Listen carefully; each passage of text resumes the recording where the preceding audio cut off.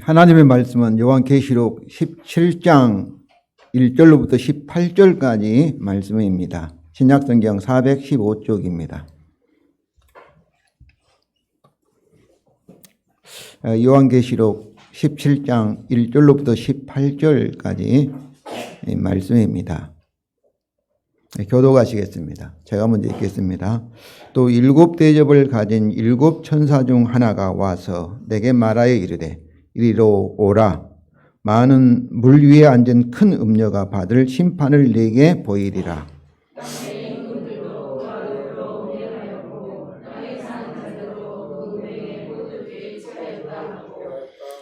그 성령으로 나를 데리고 광야로 가니라. 내가 보니 여자가 붉은빛 짐승을 탔는데 그 짐승의 몸에 하나님을 모두 가는 이름들이 가득하고 7 머리와 10 뿔이 있으며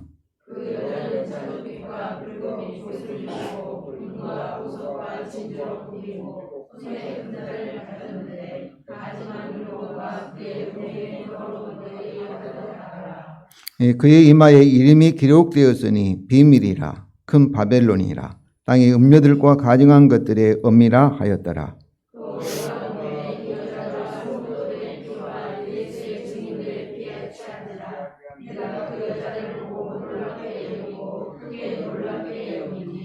천사가 이르되 애 놀랍게 여기니야. 내가 여자와 그가 탄 7 머리와 10 뿔 가진 짐승의 비밀을 네게 이르리라.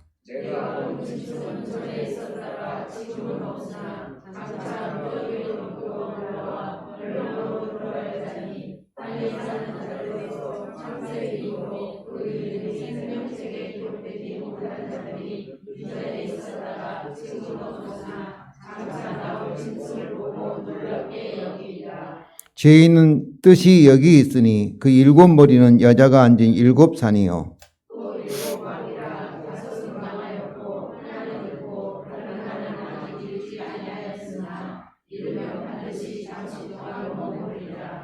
전에 있었다가 지금 없어진 짐승은 8째 왕이니 7 중에 속한 자라. 그가 멸망으로 들어가리라.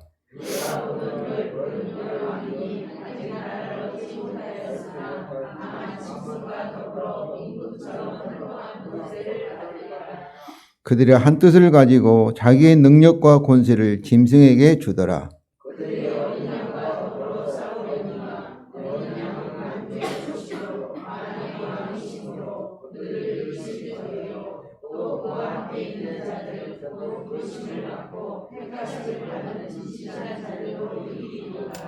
또 천사가 내게 말하되 내가 본 바 음녀가 앉아 있는 물은 백성과 무리와 열국과 방언들이니라.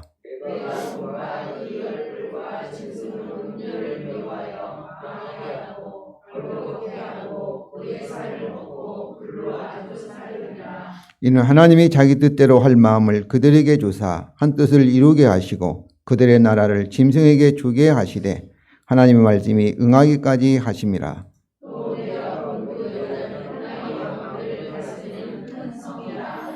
아멘. 성도 여러분, 우리는 뭐니 해도 번이가 최고다라는 자본주의 사회에 살고 있습니다. 우리는 동성애 같은 성적인 죄에 대해서는 아주 과격하고 민감하게 반응을 하여 왔습니다. 그러나 성경에서의 이 음행은 성적인 그런 죄가 아니라 영적인 간음, 그 우상숭배를 의미합니다. 이런 우상숭배에 대해서는 이 세상에서 더욱 근본적인 죄악임에도 불구하고 거의 관심을 두지 않고 있습니다. 성도 여러분, 오늘 본문을 포함해서 17장 1절부터 19장 10절까지가 하나의 단락인데 그 음녀의 비밀, 성격, 이 17장이고요. 그리고 18장은 그 음녀의 바벨론의 장례식 같은 장을 바르게 알고 우상의 유혹을 이겨서 어린 양의 신부로서 어린 양의 혼인잔치에 다 참여하시기를 주님의 이름으로 축원을 드립니다. 오늘 본문에는 요한이 보았던 그 음녀의 환상과 그리고 그 음녀의 비밀에 대한 해석 천사의 설명이 들어 있습니다.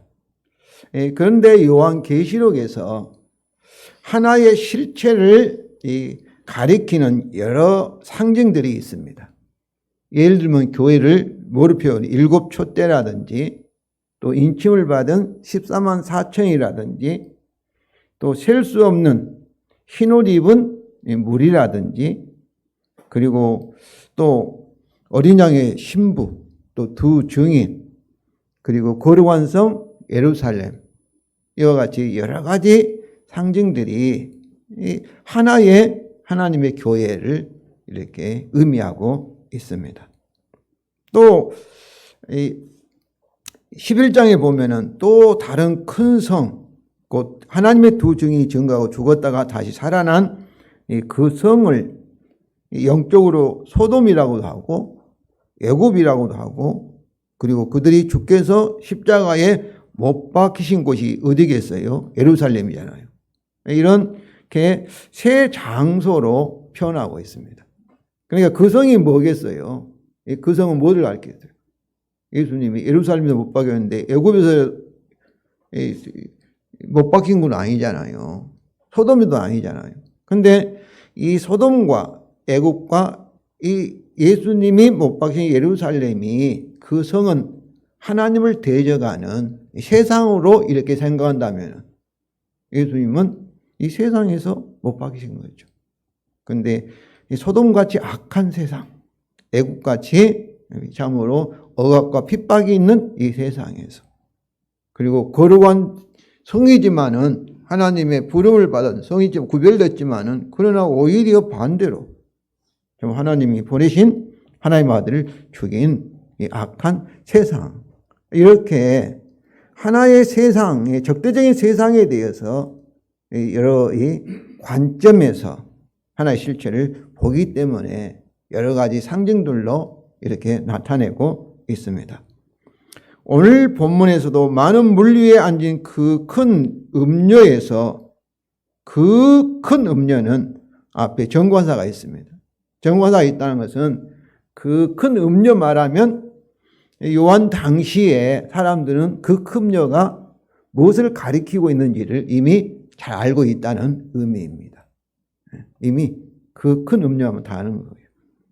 그러니까 그 큰 음녀는 뭐예요? 땅의 왕들을 다스리는 큰 성. 18절에도 말하죠. 바벨론. 다시 말하면 로마를 가리키는 상징입니다. 그런데 그가 타고 있는 붉은빛 짐승도 용으로부터 권세를 받은 바다에 나온 첫째 짐승인데 마귀의 지배를 받은 로마를 상징하며 또 땅에서 나온 둘째 짐승도 동일한 로마를 상징합니다. 그래서 첫째 짐승은 정치적인 군사적 관점에서 본 로마이며 둘째 짐승은 거짓 선지자라 하잖아요. 종교적 관점에서 본 로마이며 오늘 본문의 큰 음녀는 경제적 관점에서 본 로마를 상징하고 있습니다. 또한 오늘 본문에 7머리와 7상과 7왕이 있는데 이 머리와 상과 왕은 다 하나의 왕의 권세에 대한 다른 상징들입니다. 이 뿔도 10뿔에서 뿔도 하나의 왕권에 대한 또 다른 상징입니다. 이와 같이 하나의 실체를 여러 관점에서 다른 여러 가지 상징으로 이렇게 가리키고 있습니다. 그런데 오늘 본문에서 왜 노마를 음녀로 상징하였을까요?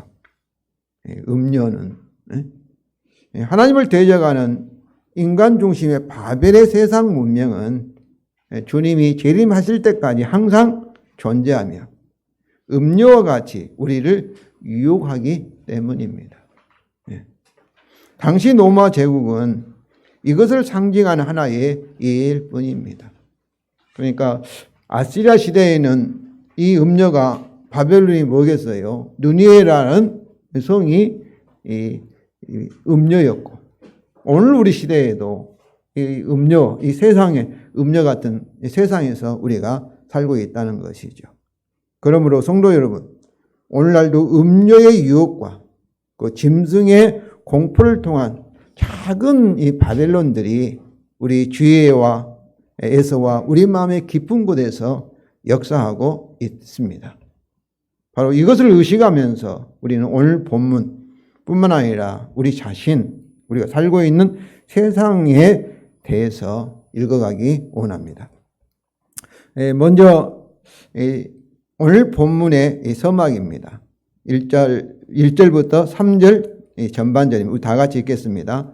또 일곱 대접을 가진 일곱 천사 중 하나가 와서 내게 말하여 이르되 이리로 오라. 많은 물 위에 앉은 그 큰 음녀가 받을 심판을 내게 보이리라. 땅의 임금들도 그와 더불어 음행하였고 땅에 사는 자들도 그 음행에 포도주에 취하였다 하고 그 성령으로 나를 데리고 광야로 가니라. 이 서막은 뭐예요? 큰 음녀가 받을 심판이라는 주제를 소개하고, 그리고 그 심판을 받은 이유가 땅의 임금들과 사람들이 그네와 더불어 행한 음행 때문에 심판을 하신다. 심판의 이유를 소개하고 있습니다. 이미 말씀드린 것처럼 성경에서 음행은 문자적인 성적인 그런 음행이 아니라 우상숭배를 의미합니다. 땅의 임금들은 자기 자신들과 자신의 권력을 우상으로 섬겼습니다. 자기만을 위한 권력으로 생각한 것이죠. 땅의 사람들도 자신들과 자신의 소유물을 자기를 위한 것으로 이렇게 우상을 섬긴 것입니다. 이것은 삼위일체 하나님이 우리의 주님이시다는 영원한 복음의 진리에 배적하는 마귀의 거짓말입니다. 그 큰 성 바벨론의 하나의 이데올로기죠. 이 세상 사람들 보세요. 이 세상도 다 내 인생은 내 것이고, 그리고 내가 가지고 있는 모든 것도 나의 것이다. 이렇게 자기만을 위한 것으로 생각하는 것이죠. 바로 이것이 이 성경의 진리와는 반대되는 그런 거짓말입니다. 우리 장로님도 우리나라 정치, 복잡한 정치 상황을 이렇게 기도하셨지만은, 또 세계에서 전쟁하고 있는 하였지만은, 이 근본적인 이유가 원인이 무엇인가를 성도 여러분 오늘 본문을 통해서 발견하시기 바랍니다. 왜 이 세상이 이렇게 복잡하고, 왜 정치가 이렇게 복잡하고 이렇게 혼돈 가운데 살고 있는가를 여러분 답을 찾으시기를 바랍니다. 또 일곱 대접을 가진 일곱 천사 중 하나가 요한에게 음료를 소개하고, 또 같은 천사가 21장 9절에 동일한 천사가 어린 양 신부 새 예루살렘을 소개하여 대조합니다. 이것은 오늘 본문이 일곱 대접의 재앙과 연결되며, 또 하나님의 마지막 심판을 이 관점에 따라 전혀 다른 영원한 구원과 영원한 참으로 멸망의 결과를 나타낸다는 것을 암시하고 있습니다. 또한 이 천사는 그 음료의 비밀을 잘 볼 수 있도록 요한을 성령으로 이리와 이 광야로 데려갔습니다. 그런데 왜 광야일까요? 광야. 우리가 건물 안에 있으면 건물의 전체 모습을 보기가 어렵습니다.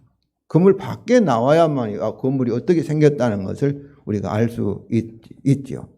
그래서 이 광야는 바벨론의 문명에서 벗어난 장소입니다.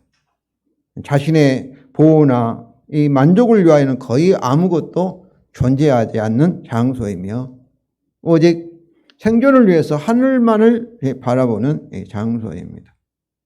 그러므로 그곳에서 분주한 세상을 떠나 세상을 바라보며 조용히 묵상하며 생각하는 것이 우리는 할리데이라고 말합니다. 홀리데이라는 뜻.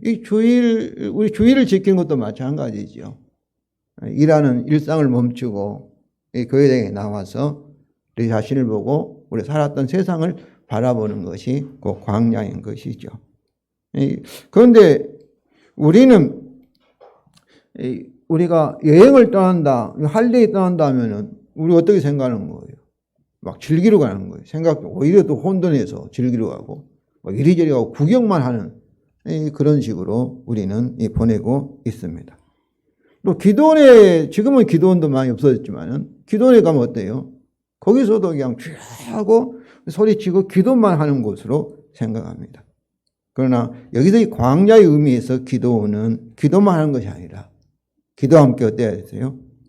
우리가 조용히 세상을 바라보며 자기 자신을 깊이 생각하는 그런 시간이 곧 광야라고 생각합니다. 그럼 현재 우리의 광야는 어디일까요? 우리가 가난할 때라든지 또 우리 몸이 약해서 참으로 병원에서 입원할 때라든지 또 가장 이 광야의 순간은 어떠겠어요?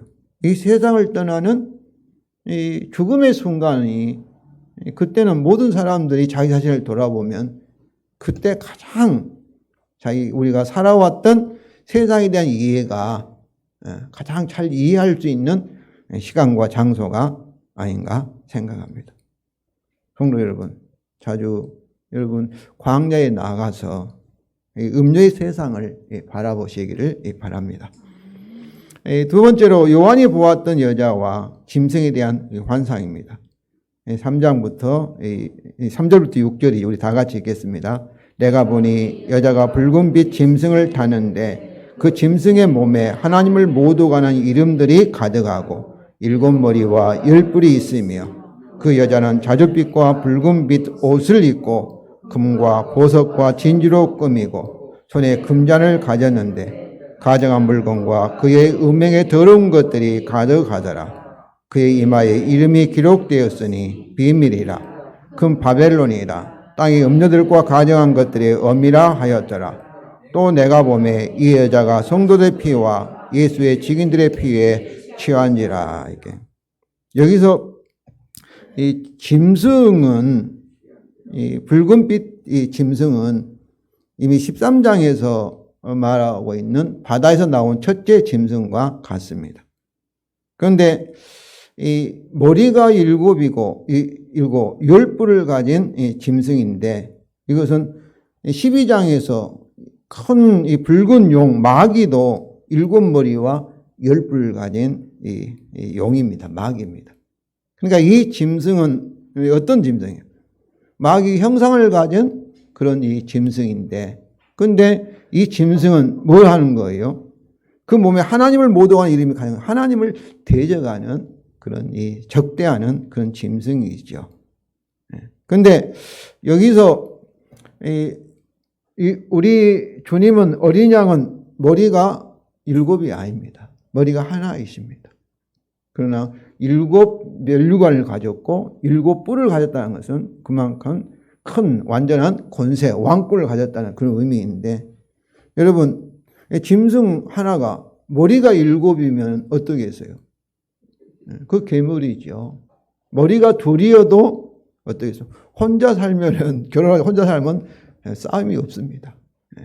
그럼 부부 둘이 머리가 2이니까 부부싸움도 하는 거지요. 사공이 선장이 2이면 배가 산으로 간다지 않습니까? 이게 머리가 7이라면 얼마나 복잡하겠어요. 또 10뿔, 거기다가 서로가 이렇게 왕이 되려고 하면은 참으로 이게 분열적인 속성을 나타냅니다. 여기에서 권력은 자식과 나눌 수 없다는 말이 나온 것 같습니다. 이는 왕권을 어떻게 한가요? 자기가 가진 권력을 자기만을 위한 권력으로 여기기 때문에, 곧 우상숭배하기 때문에 그렇습니다. 우리나라 지도자들도 정치가들도 그 권력을 누구를 위해서 자기 자신을 포함해서 국민을 위한 권력으로 생각하면 되는데 그렇지 않습니다. 자, 권력을 누구를? 자기를 위해서 있는 권력으로 생각하는 거예요. 그러니까 문제가 발생하는 것이죠. 요한이 보았던 화려한 옷과 반짝이는 고귀한 보석을 치장하며 큰 대접을 손에 들고 그리고 붉은빛 짐승을 타고 있는 여자는 어떠겠어요? 이 짐승은 참으로 로마의 제국이지 않습니까? 정치와 군사적 권력을 가진 그런 이 짐승을 타고 있는 여자는 얼마나 굉장하고 그 외모 매력적으로 보이겠습니까? 굉장한 그런 모습을 보이고 있지요.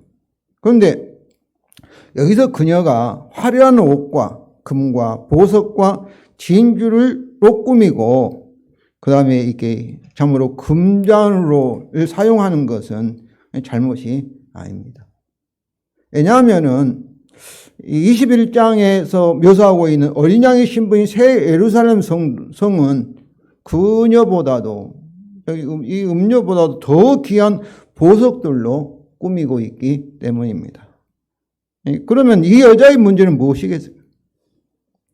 여자의 문제는 어린 양 신부인 새 예루살렘도 그 여러 가지 보석으로 아름답고 영광스러운 모습으로 꾸미고 있는데 이 음녀의 문제는 무엇이겠습니까? 음녀의 문제는 어린 양의 신부인 새 예루살렘은 그런 보화를 공동으로 소유합니다. 우리가 사도신경 성도의 교제라고 하지 않습니까? 이 교제란 말이 서로 이렇게 친교한다는 의미가 아니라 공동으로 소유한다는 거예요. 우리가 구원받아 새 생명, 영생을 얻은 것도 따로 내가 개인이 소유한 것이 아니라 성부와 성자와 성령 하나님과 함께 여러 성도들이 함께 공동으로 소유한다는 의미입니다. 이것이 성도의 교제라는 뜻이에요. 하나님이 창조하신 새하늘과 새 땅도 어떤 거예요? 나만만이 차지한 것이 아니라 공동으로 소유하는 거예요. 공동으로. 그런데 이 여자는 어떻습니까? 자신의 부를 자신만을 위하여 홀로 사용하는 것이 문제입니다. 국제 정치에서 왜 푸틴이라든지 왜 우크라이나 싸우겠어요? 다 자기 유익을 위해서, 자기 나라만을 위해서, 한마디로 말하면 땅 따먹게 하는 거 아니겠습니까? 무력으로.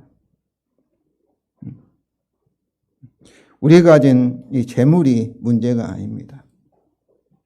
이것을 어떻게 보며 어떻게 사용하는가에 따라서 그것은 가정한 우상이 될 수 있고 선한 것이 될 수 있습니다. 그런데 이 여자는 자신만을 위해서 자기 사치를 위해서 18장에 보면 나와 있죠. 사용했기 때문에 그녀의 금대접 안에는 뭐가 가득한 거예요? 가증한 물건과 음행이 가득한 것이 들어있다고 말합니다. 가증한 물건과 음행이라는 것은 우상 숭배에 더러운 것이 가득 찼다는 거예요. 당시의 노마법에는 이렇게 매춘부 창녀는 그 이마에 신분을 표기하게 되어 있습니다. 노마법에 따라 그녀의 이마에는 뭐가 있어요? 비밀이.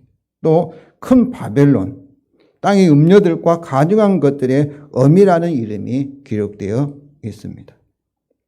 그래서 이 비밀은 이제 천사가 음녀가 가진 비밀이 무엇인지를 설명해 주고 있죠. 그 큰 바벨론은 그 노마라는 그런 이 의미이고, 땅의 음녀들과 가증한 것들의 엄이란 뭐겠어요? 그러니까 땅에 많은 우상 숭배자들에서 대장이라 머리라 그런 의미이죠. 그녀는 우상 숭배로 유혹하는 큰 음녀였습니다. 특히 그녀는 성도들의 피와 예수의 증인들의 피에 취한 아주 잔인한 여자였습니다. 그래서 피는 죽음을 포함하여서 경제적인 착취로 인한 고통, 고난을 의미합니다. 성도들 피와 예수의 증인들의 피가 같은 말씀이죠. 이는 성도들은 곧 누구예요? 예수의 증인들이기 때문에 그렇습니다. 성도 여러분, 저와 여러분은 예수님을 전하는 선교사인 것을 여러분 아시기 바랍니다. 세상의 소금이요, 세상의 빛이라, 그런 의미입니다. 셋째로 그 짐승과 그 여자의 환상이라는 해석, 천사의 설명입니다. 먼저 요한의 놀람에 대한 천사의 답입니다. 6절부터 7절, 내가 그 여자를 보고 놀랍게 여기고 크게 놀랍게 여기니 천사가 이르되 왜 놀랍게 여기니야? 내가 여자와 그가 탄 7머리와 10뿔 가진 짐승의 그 비밀을 내게 이르리라. 왜 놀랍게 여기니야? 질문으로 요한을 책망하면서 여자와 짐승의 그 비밀을 설명하겠다고 천사는 말합니다. 성경에서 이 비밀을 하면 우리는 수수께끼 같이 아주 알기 어려운 그런 의미로 생각하는데 성경에서 비밀은 그것이 아닙니다. 인간의 스스로는 알 수 없지만 오직 계시를 통해서 이미 알려진 진리, 그러나 계시받지 않는, 믿지 않는 세상 사람에게는 아직도 비밀로 남아있는 것을 성경에서 비밀이라고 합니다. 그러니까 그리스도의 복음이 그 비밀인 것이죠. 우리 믿는 우리에게는 알려졌죠. 계시로 알려졌죠. 그러나 믿지 않는 사람들에게는 알지 못하는 것이 그 비밀입니다. 근데 여기서 여자와 짐승의 그 비밀인데, 그러니까 여자의 비밀, 짐승의 비밀 이렇게 표현하지 않고 복수로 표현하지 않고 단순히 그 비밀로 표현하고 있습니다. 왜냐하면 여자도 노말을 가리키고 짐승도 노말을 가리키고 다른 관점에서 하나의 노말을 상징하기 때문에 둘 사이를 구별하는 것이 아주 어렵습니다. 여기서 그 비밀은 여자와 짐승의 화려한 모습과 굉장한 권세는 잠깐 있다가 순간적으로 우리에게 만족을 주고 쾌락을 주고 기쁨을 줍니다. 그러나 반드시 그 끝은 좋지 않다. 그 끝은 멸망한다. 이것이 오늘 17장에서 말하는 그 큰 음료의 비밀입니다. 아마 이거 비밀은 우리는 이미 다 알고 있는데 예수 믿는 우리 여러분은 세상 사람들은 이것이 믿지 않지요. 영원히 계속될 거로 생각하는 것이죠. 그래서 이 세상의 어떤 권세도 하무 11원이라 또는 곤불 10년이라는 것이 그 비밀이라는 것입니다. 아무리 거대하게 보이고 참 무너지지 않을 것 같이 단단하게 보이는 참 눈에 보이는 이 세상의 문명도 어때요?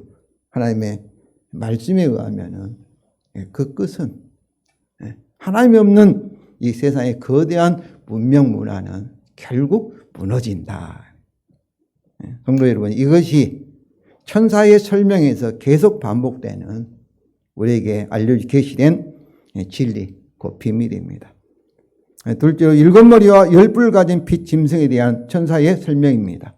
첫째로 짐승은 그리스도를 모방하는 적 그리스도로서 장차 무적으로부터 올라왔다가 멸망으로 들어갈 자입니다. 8절이면 우리 다 같이 읽겠습니다. 네가 본 짐승은 전에 있다가 지금은 없으나 장차 무적행으로부터 올라와 멸망으로 들어갈 자이니 땅에 사는 자들로서 창세 이후로 그 이름이 생명책에 기록되지 못한 자들이 이전에 있었다가 지금은 없으나 장차 나올 짐승을 보고 놀랍게 여기리라. 여기도 두 번이나 이전에 있었다가 지금은 없으나 장차 나올 짐승을 보고 놀랍게 여기리라. 이런 표현들이 두 번이나 있는데 또 11절에도 다시 반복되죠. 이것은 하나님을 표현할 때 1장 4절이라든지 8절이라든지 이제도 계시고 전에도 계시고 장차 오실리라 이렇게 표현하고 있지 않습니까? 이와 같이 하나님을 모방하는 것입니다. 그리고 13장 3절에도 그의 머리 하나가 상하여 죽게 된 것 같이 그 죽게 된 상처가 나음에 온 땅이 놀랍게 여기고 짐승을 따르고 이처럼 이 짐승은 죽었다가 이게 살아나는 것처럼 하나님과 그리스도의 죽음과 부활을 모방한 짐승입니다. 이게 모방적이에요. 오직 땅에 사는 사람들만이 놀랍게 여기고 따르지만은 그러나 그 종말은 언제나 멸망이라는 것입니다. 여기서 땅 위에 사는 자들은 뭐라고 표현하고 있습니까? 창세 이후로 그 이름이 생명책에 기록되지 못한 자들이라고 설명합니다. 우리가 창세 이후는 세상 시작부터 그 뜻이에요. 창세 전에 이렇게 기록되지 못한 자들. 기록되지 못한 것은 완료형으로서 그때 기록되어 오지 않았다. 그런 의미입니다. 이것은 그들의 이름이 창세전에 생명책에 기록되지 않았다는 것입니다. 그래서 우리가 찬송가도 기록되어 있네. 이렇게 되어 있다. 언제 창세전에 저와 여러분의 이름이 기록된 줄로 믿습니다. 우리의 이름은 그 생명책에 기록되었습니다. 에베소서 1장 4절 5절입니다. 우리 다 같이 읽겠습니다. 창세전에 그리스도 안에서 우리를 택하사 우리로 사랑 안에서 그 앞에 거룩하고 흠이 없게 하시려고 그 기쁘신 뜻대로 우리를 예정하사 예수 그리스도를 통하여 자기 아들들이 되게 하셨으니 하나님이 우리를 창세전에 그리스도 안에서 그의 사랑 안에서 그의 기쁘신 뜻대로 우리를 택하시고 예정하셨다가 예수 그리스도를 통하여서 예수 그리스도 통하여서는 뭐였어요?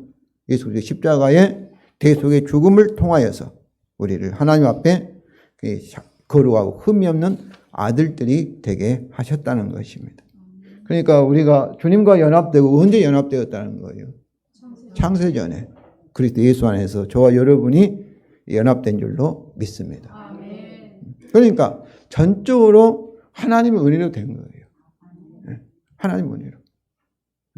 그것이 저와 여러분의 운명입니다. 하나님이 그렇게 정하셨어요. 왜 정하셨는가? 사랑하셨기 때문에. 또 그의 기쁘신 뜻대로 그렇게 하나님이 선택하시고 예정하신 거예요.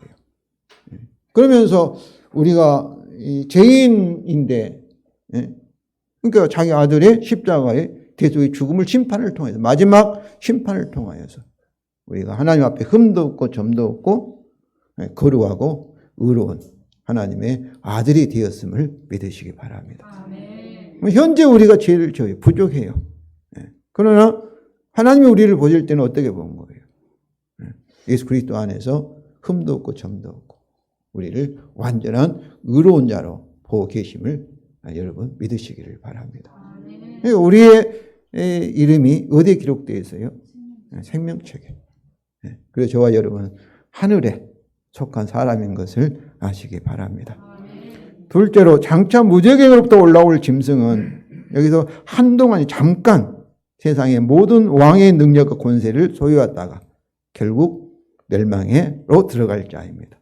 먼저 9절 전반전입니다. 지혜 있는 뜻이 여기 있으니 이것은 천사의 이 비밀을 알기 위해서는 뭐인 거예요? 천사의 계시를 통해서 지혜가 필요하다. 그런 뜻이에요. 성도 여러분, 하나님 주신 말씀을 기초해서 성령의 도움으로 이 지혜를 받으시기를 바랍니다. 이제 9절 하반절 11절입니다. 우리 다 같이 읽겠습니다. 그 일곱 머리는 여자가 앉은 일곱 산이요 또 일곱 왕이라 다섯은 망하였고 하나는 있고 다른 하나는 아직 이르지 아니하였으나 이름은 반드시 잠시 동안 머무리다. 전에 있었다가 지금 없어진 짐승은 여덟째 왕인 일곱 중에 속한 자라 그가 멸망으로 들어가리라. 여기서 일곱 머리는 이렇게 왕권을 말한다 했잖아요. 여자가 앉아있는 일곱 산도 왕권이고 일곱 왕인데 이들은 구체적으로 로마의 어떤 왕들을 가리킨지 황제를 가리킨지 설명은 없습니다. 아마 그것에 대해서 관심이 요한은 없을 거예요. 근데 여기서 저는 이 본문을 읽으면서 어때요? 이미 다섯은 망하였다는 거예요. 현재 하나도 있는데 어떨 거예요?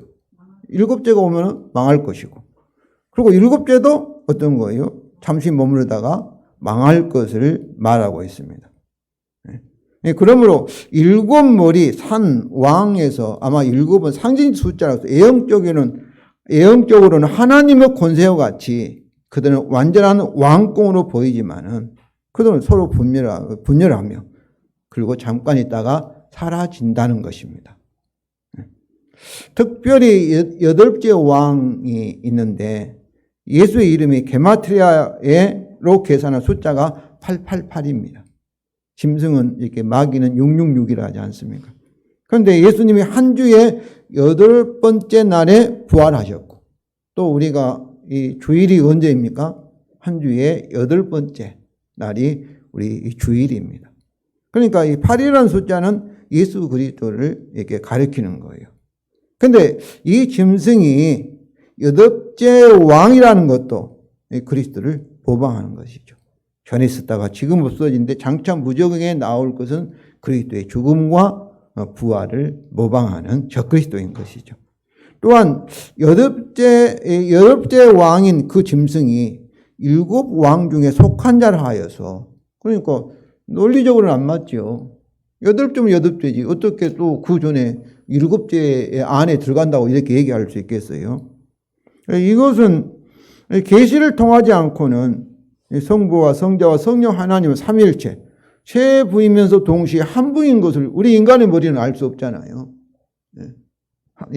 이와 같이 이 적그리스도의 이 짐승도 계시를 통하지 않고는 그 비밀을 알 수 없다는 것.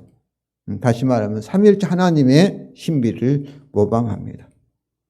그럼에도 불구하고 하나님같이 예형적으로는 적그리스도같이 굉장한 모습을 보이고 있지만 웅장해 보이고 멸망하지 않을 것 같이 보이지만 결국 어떻다는 거예요? 결국 멸망한다는 것이 곧 계시된 진리입니다. 또한 12절과 13절 우리 다 같이 읽겠습니다. 네가 보던 열뿔은 열왕이니 아직 나를 얻지 못하였으나 다만 짐승과 더불어 임금처럼 한동안 권세를 받으리라. 그들이 한 뜻을 가지고 자기 능력과 권세를 짐승에게 주더라. 여기서 열뿔은 열왕인데 그들은 아직 나라를 얻지 못하였고 다만 짐승과 더불어 임금의 권세를 언제만 얼마나 가져요? 1시간만. 1시간, 한동안이 1시간이에요.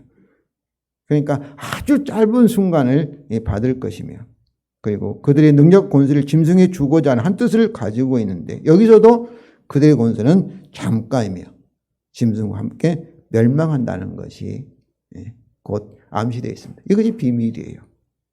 셋째는 그들은 결국 어떤다는 거예요. 어린 양과 그의 성도들과 영적 싸움에서 패배할 자들입니다. 14절에 우리 다 같이 읽겠습니다. 그들이 어린 양과 더불어 싸우려니와 어린 양은 만주의 주시요 만왕의 왕이심으로 그들을 이기실 터이요 또 그와 함께 있는 자들 곧 부르심을 받고 택하심을 받은 진실한 자들도 이기리로다. 여기서 그들은 짐승과 열왕이죠. 근데 그들 진실한 자는 신실한 믿음을 가진 자예요. 저와 여러분이에요.